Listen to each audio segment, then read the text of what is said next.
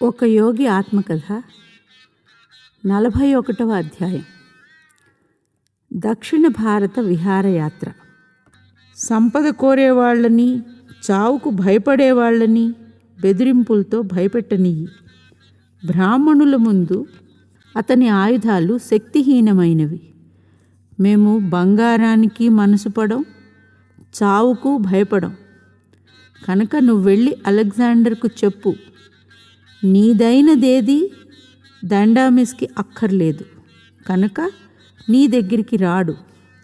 నీకు దండామిస్ దగ్గర నుంచి ఏమైనా కావలిస్తే నువ్వే రా అతని దగ్గరికి. ఓనెస్క్రుతో సముచితంగా సందేశం అందించాడు. అలెగ్జాండర్ చాలా శ్రద్ధగా విన్నాడు.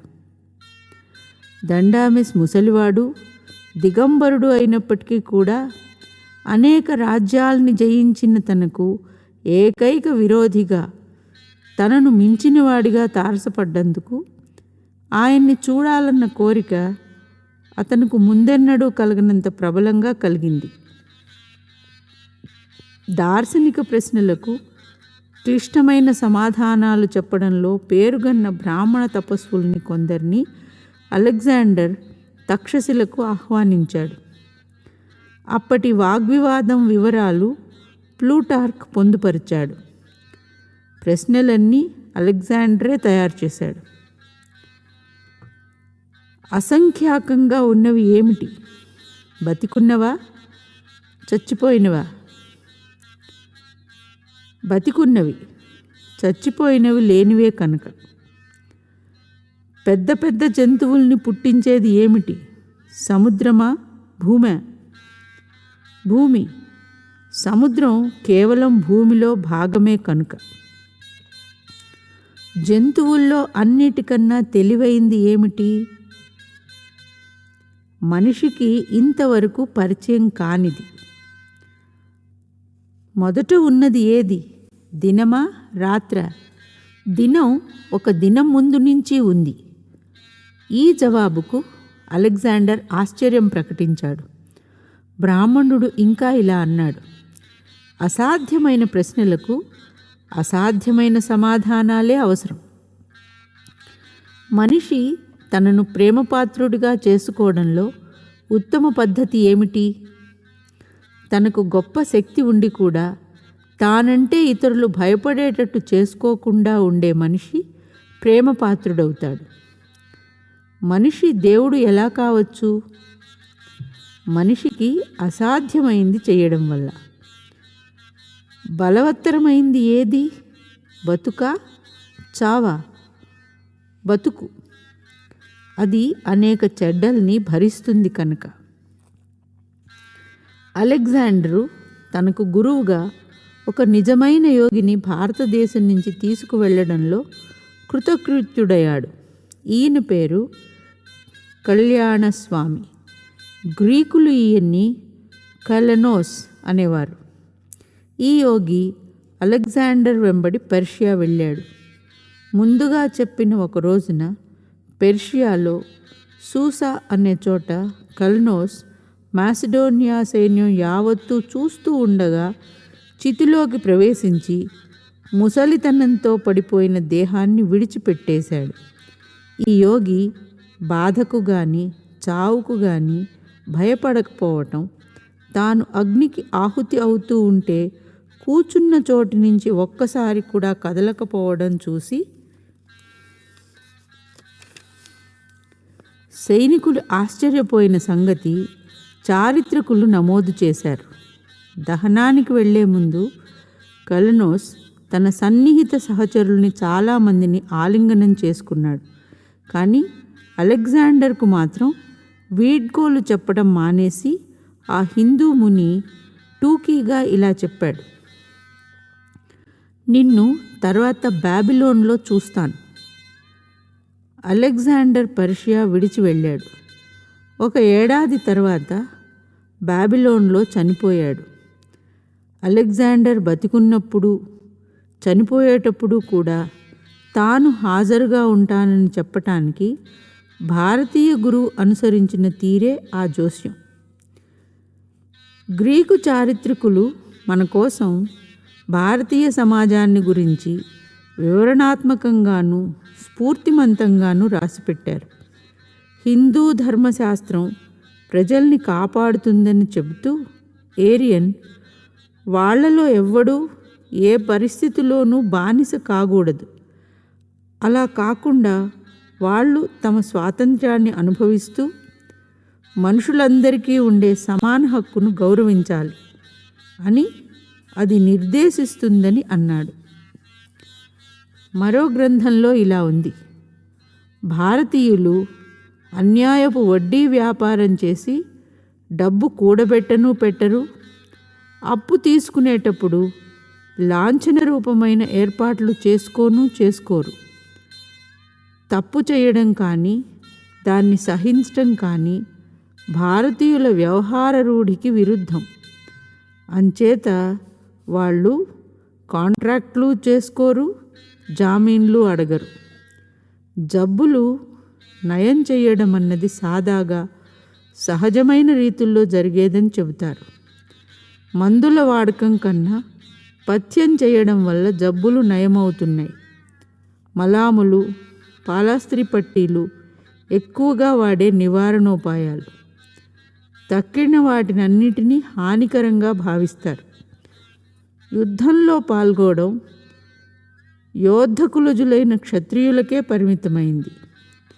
పొలంలో పనిచేసే రైతుకు శత్రువు హాని చెయ్యడు. ఆ వర్గం వాళ్లను ప్రజాహితకారులుగా పరిగణించి వాళ్లకు ఏ హాని కలగకుండా కాపాడడమే దానికి కారణం. ఆ విధంగా భూమి ఎలాంటి విధ్వంస చర్యకు గురి కాకుండా ఉండి భారీ ఎత్తున పంటలు పండిస్తూ జీవితాన్ని సంతోషంగా గడపటానికి కావలసిన అవసర వస్తువుల్ని ప్రజలకు అందిస్తుంది. మైసూర్లో ఎక్కడ పడితే అక్కడ కనిపించే గుళ్ళు దక్షిణ భారతదేశంలోని అనేక మంది సాధువుల్ని అనుక్షణం గుర్తుకు తెస్తాయి. వారిలో ఒకరు తాయూ మణ్వార్ మనకొక సవాలుగా ఈ కింద పద్యం రాశాడు: పిచ్చెత్తిన ఏనుగును అదుపు చెయ్యవచ్చు నువ్వు, ఎలుగుబంటి పులి నోళ్లు ముయ్యవచ్చు, సవారి చేయవచ్చు సింహం మీద, ఆడించవచ్చు తాచుపామును,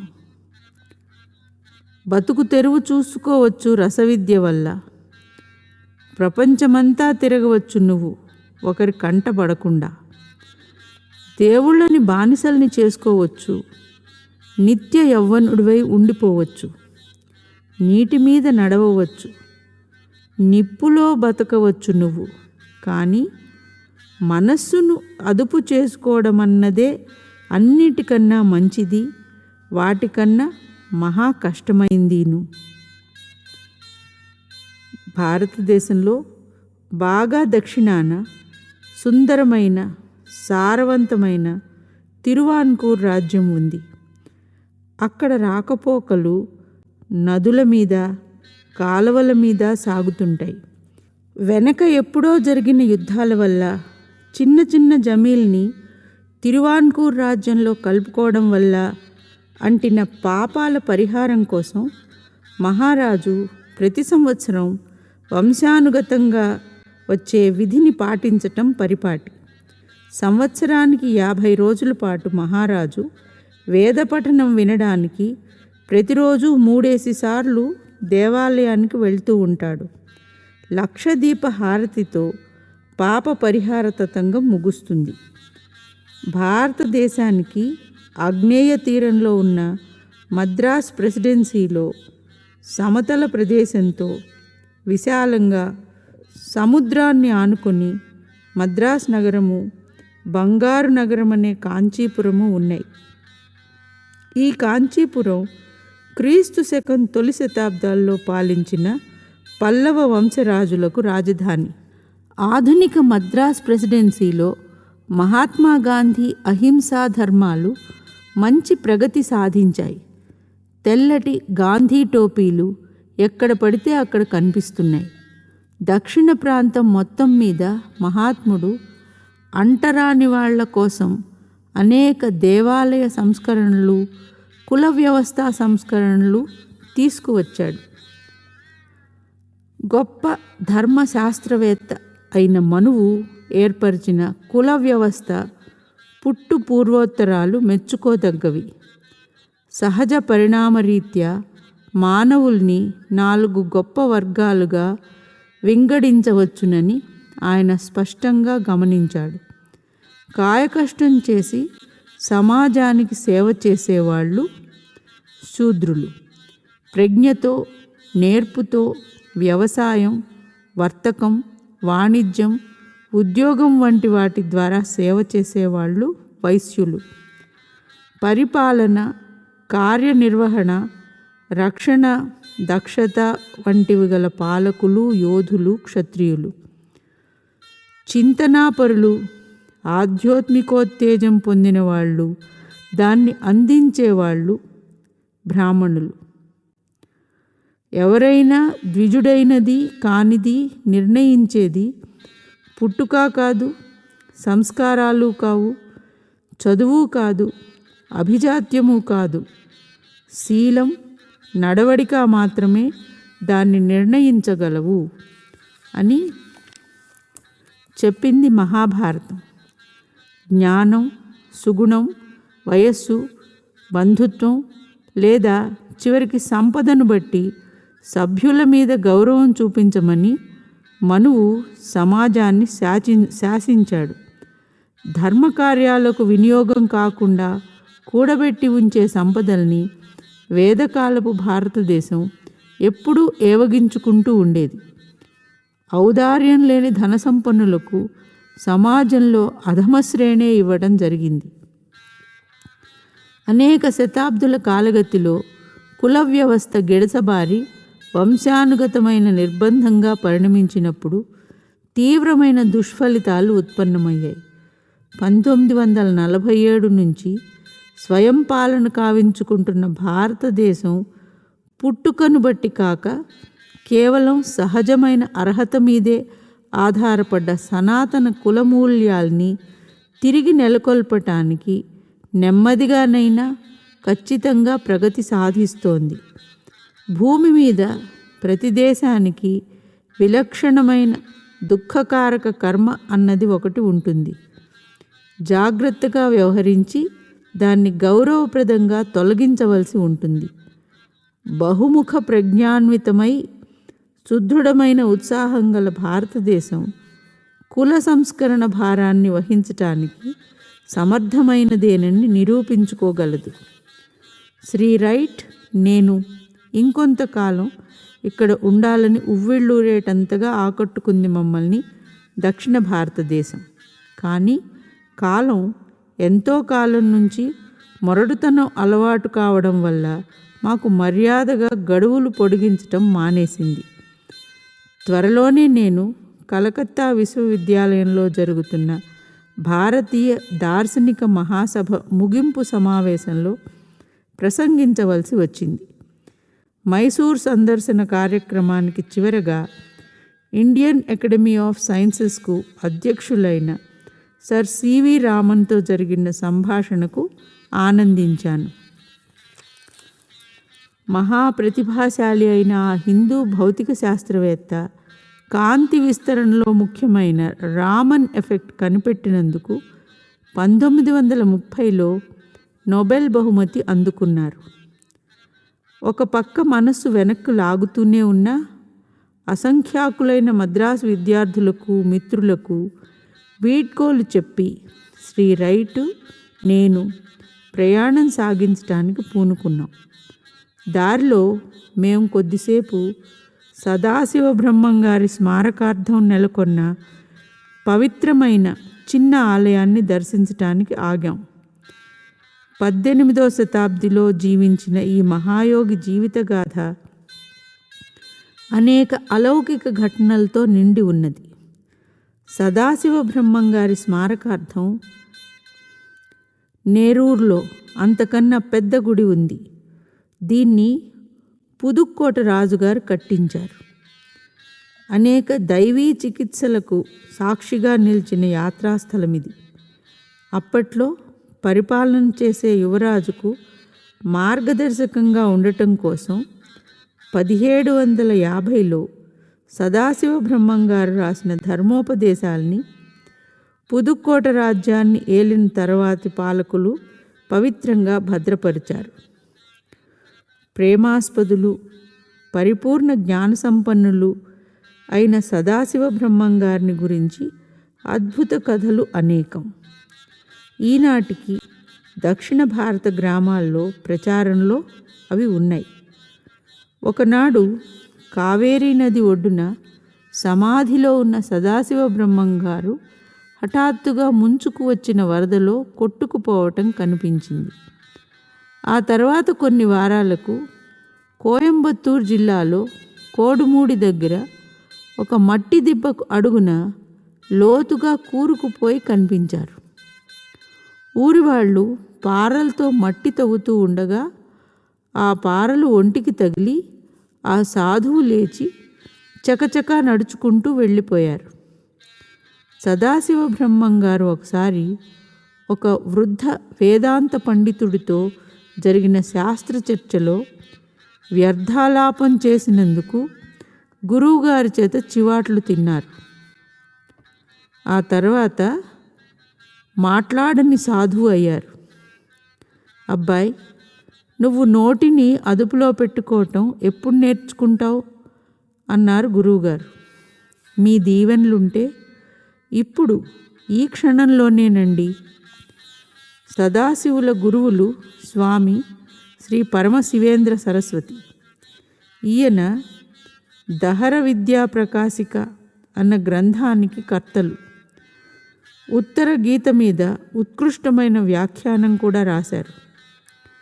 ప్రాపంచిక మానవులు కొందరు సదాశివ బ్రహ్మంగారు దైవోన్మత్తత చెంది తరచుగా సభ్యత విడిచి రోడ్ల మీద ఆడిపోతూ ఉండడం అవమానంగా భావించి గురువుగారికి ఫిర్యాదు చేశారు.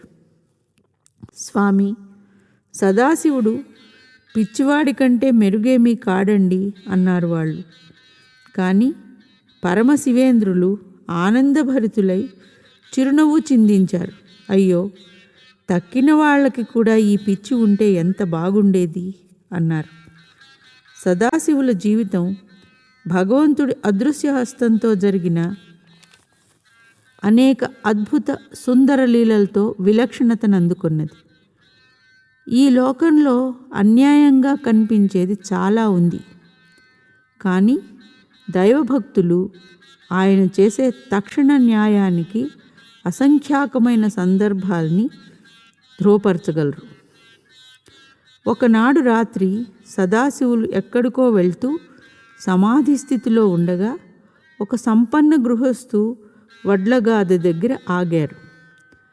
అక్కడ కాపలా కాస్తున్న 3 నౌకర్లు ఆ సాధువును చూసి దొంగ అనుకుని కొడదామని కర్రలు ఎత్తారు.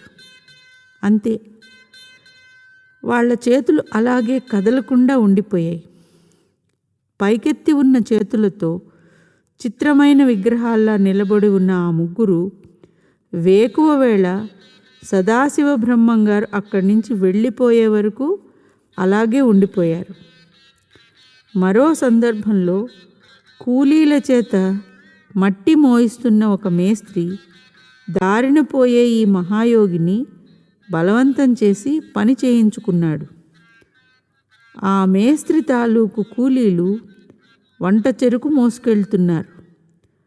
ఆ మౌన సాధువు సవినయంగా ఆ బరువు మోసుకెళ్ళి అడంగుకు చేర్చి ఒక పెద్ద కట్టెల పేర్పు మీద పెట్టారు. వెంటనే ఆ గుట్ట అంతా భగభగా మండిపోయింది. సదాశివ బ్రహ్మేంద్రులు కూడా త్రైలింగ స్వామి వారిలాగే బట్ట కట్టుకునేవారు కారు. ఒకనాడు పొద్దున ఈ దిగంబర యోగి పరాకుగా ఒక ముస్లిం సర్దార్ గుడారంలోకి ప్రవేశించారు. 2 ఆడవాళ్లు బెంబేలు పడి కెవ్వున అరిచారు. సర్దార్ కత్తి దూసి క్రూరంగా సదాశివుల చెయ్యి నరికేశాడు. చెయ్యి తెగి పడిపోయింది. సదాశివులు అదేమీ పట్టించుకోకుండా బయటికి వెళ్ళిపోయారు.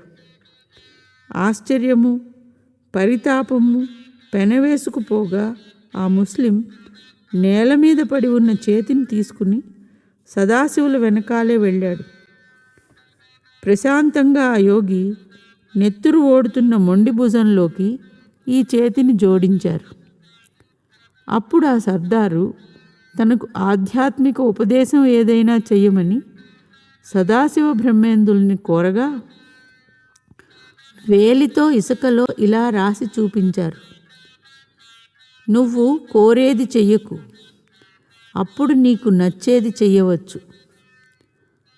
పరిశుద్ధ మనస్థితిని అందుకున్నవాడై ఆ ముస్లిం పరస్పర విరుద్ధమైన ఈ సలహా అహంకారాన్ని జయించడం ద్వారా ఆత్మవిముక్తి పొందడానికి దారి చూపిస్తుందన్న సంగతి అర్థం చేసుకున్నాడు.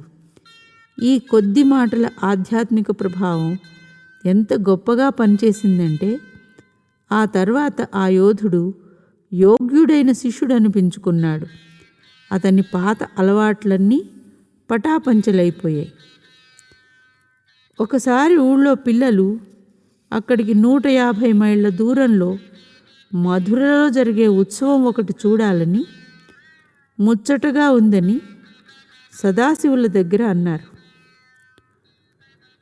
అప్పుడు ఆ యోగి తమ ఒంటిని ముట్టుకోమని ఆ పిల్లలతో అన్నారు. అంతే, మొత్తం వాళ్ళందరూ కట్టకట్టుకుని ఒక్క క్షణంలో మధురకు రవాణా అయిపోయారు.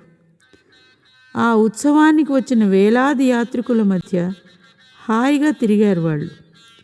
కొద్ది గంటల్లో ఆ యోగి తన వర్దీలో ఉన్న ఆ పిల్లల్ని మళ్ళీ తమ సులభ ప్రయాణ పద్ధతిలో ఇళ్ళకి చేర్చారు. మధురలో ఉత్సవ విగ్రహాల ఊరేగింపు గురించి పిల్లలు స్పష్టంగా చెప్పడం విని చాలామంది పిల్లల చేతుల్లో మధుర మిఠాయి పొట్లాలు ఉండటం చూసి వాళ్ళ తల్లిదండ్రులు ఆశ్చర్యపోయారు. నమ్మకం లేని ఒక యువకుడు ఆ సాధువును, ఆయన కథను గేలి చేశాడు. తర్వాత ఒక సందర్భంలో శ్రీరంగంలో ఉత్సవం జరుగుతుందని తెలిసి సదాశివ బ్రహ్మేంద్రుల్ని కలుసుకున్నాడతను. స్వామి, మీరు పిల్లల్ని మధుర తీసుకెళ్ళినట్టుగా నన్ను శ్రీరంగం ఉత్సవానికి తీసుకువెళ్ళకూడదు అంటూ అవినయంగా అడిగాడు. సదాశివులు అతని కోరిక మన్నించారు. మరుక్షణంలో ఆ యువకుడు ఎంతో దూరాన ఉన్న శ్రీరంగనగర జనసమ్మర్దంలో ఉన్నానని గమనించాడు. కానీ పాపం, అతను తిరిగి వెళ్ళిపోవాలనుకున్న సమయానికి ఆ సాధువు ఎక్కడున్నాడు?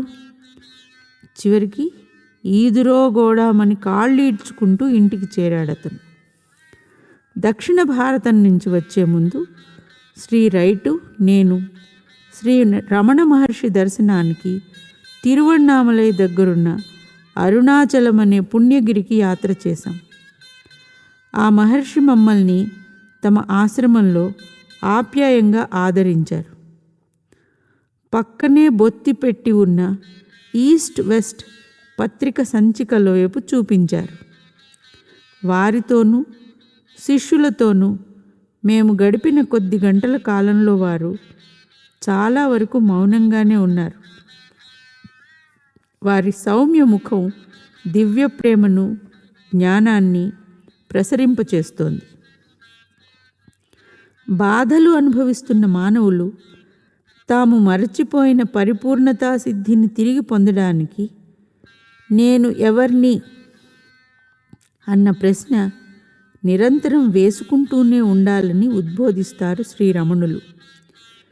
ఇది నిజంగా గొప్ప ఆత్మవిచారం. భక్తుడు ఇతర ఆలోచనల్ని కఠోరంగా తిరస్కరించి తన సత్యాత్మలోకి బాగా లోతుగా వెళ్ళగలుగుతాడు. పక్కదారి పట్టించే ఇతర ఆలోచనల భ్రమలు ఇక ముసరడం మానేస్తాయి. ఈ దక్షిణ భారత మహర్షి ఇలా రాశారు: ద్వంద్వాలు, త్రితయాలు దేన్నో ఒకదాన్ని పట్టుకు వేలాడతాయి. ఆధారం లేకుండా అవిపించవు అవెన్నడూ. ఆ ఆధారం కోసం వెతికితే సడలిపోతాయవి. అక్కడే ఉంది సత్యం. అది చూసిన వాడిక ఊగిసలాడడు. ఒక యోగి ఆత్మకథ 41వ అధ్యాయం. దక్షిణ భారత విహారయాత్ర.